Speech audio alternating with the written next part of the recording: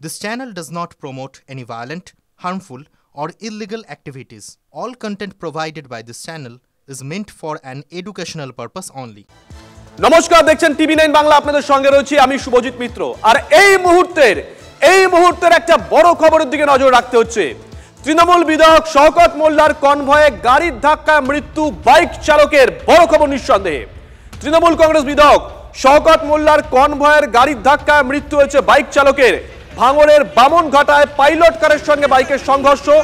গুরুতর আহত অবস্থায় এসএসকেএমে ভর্তি করা বাইক চালককে। এসএসকেএমে মৃত্যু হয় বাইক চালক মোহাম্মদ তাজ উদ্দিনের।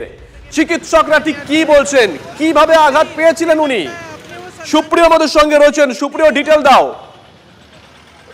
শুভজিৎ, দেখো, ইতিমধ্যে আমরা যেটা জানতে পারছি যে এই মোহাম্মদ তাজউদ্দিন নামের যে বাইক চালক, যিনি আজ সকালে বাইক নিয়ে দুর্ঘটনার কবলে পড়েন বা ক্যানিং পূর্বের বিধায়ক শওকত মোল্লার কনভয় যখন বাসন্তী হাইওয়ে ধরে কলকাতার অভিমুখে আসছিলেন, ভাঙড়ের বামনঘাটা মোড়ের কাছে কিন্তু তার কনভয় অর্থাৎ বিধায়কের কনভয় দুর্ঘটনার কবলে পড়ে। আর সেই সময় বিধায়কের কনভয়ের সামনে থাকা যে পাইলট কার, সেই পাইলট কারের সঙ্গে একটি বাইকের ধাক্কা লাগে। আর সেই বাইকের আরোহী ছিলেন বা চালক ছিলেন মোহাম্মদ তাজউদ্দিন। তিনি গুরুতর আহত হন। এমনকি ক্যানিং পূর্বের বিধায়ক অর্থাৎ শওকত মোল্লা তিনি নিজেই তার চিকিৎসার বন্দোবস্ত করেন।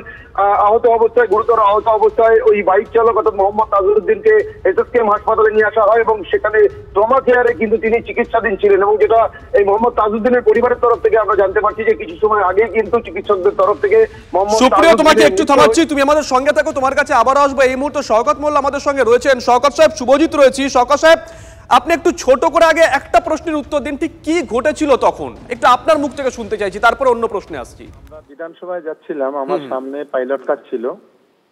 হঠাৎ করে পাইলট কারটা ব্রেকডাউন হয়ে যায়, হয়ে গিয়ে ডান দিকে টার্ন নেয়। ঠিক সেই সময় উল্টো দিক থেকে আসা একটা বাইক, সেই বাইকটা এসে ধাক্কা লাগে এবং সামনে যে লাইট পোস্ট ছিল, লাইট পোস্টেও ওই পুলিশ পাইলটটা ধাক্কা লাগে। ধাক্কা লাগার পরে একজন ইনজোর হয়। আমরা সঙ্গে সঙ্গে আমার গাড়িতে করে ওদের পিজি হসপিটালে পাঠাই। এটাই ছিল ঘটনা। শওকত সাহেব, পাইলট সাহেবের যে পাইলটের যে ড্রাইভার, সেও ইনজোর হয়, তাকে জিরানগাছা হসপিটালে পাঠানো হয়।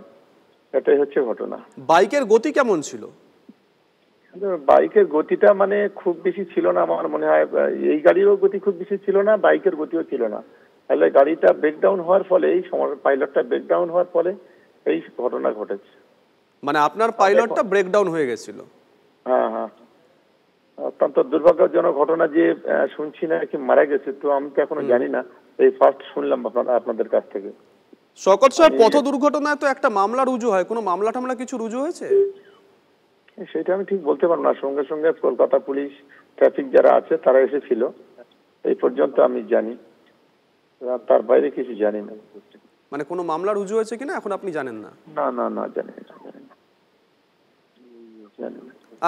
ওই রাস্তায় তো মানে দুর্ঘটনা প্রবণ, মানে যে রাস্তায় হয়েছে মাঝে মধ্যে তো ওই বাসন্তী হাইওয়ে, দেখুন বাসন্তী হাইওয়ে, মানে এটা একটা অ্যাক্সিডেন্ট বলবো যে মানে ব্রেকডাউনটা, গাড়ির ব্রেকডাউনটা হয়েই সমস্যা হয়ে গেছে।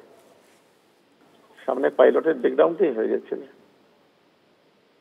ধন্যবাদ শওকত সাহেব, ধন্যবাদ। সুপ্রিয়, আছো তুমি? সুপ্রিয়, এখনো পর্যন্ত পথ দুর্ঘটনা কেন্দ্র করে কোনো মামলা টামলা কিছু রুজু হয়েছে?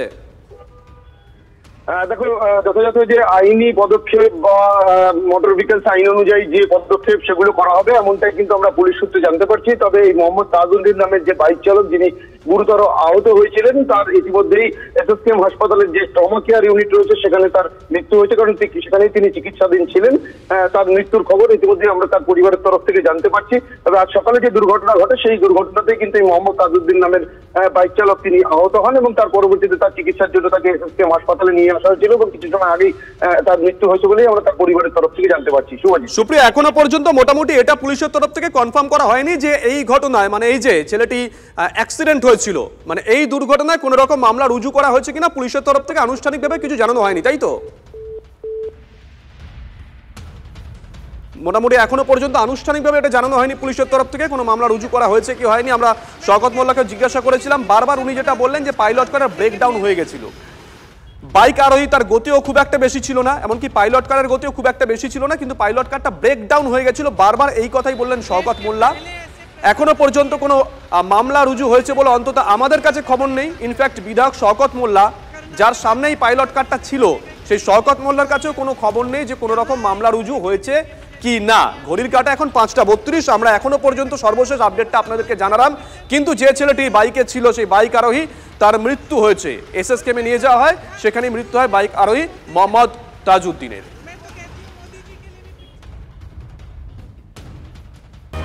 পুজোতেও বাংলা বৃষ্টিতে ভিজতে পারে, সম্ভাবনার কথা জানিয়েছে মৌসুম ভবন। সেপ্টেম্বর মাস জুড়েই ভারী বৃষ্টির পূর্বাভাস দেওয়া হয়েছে।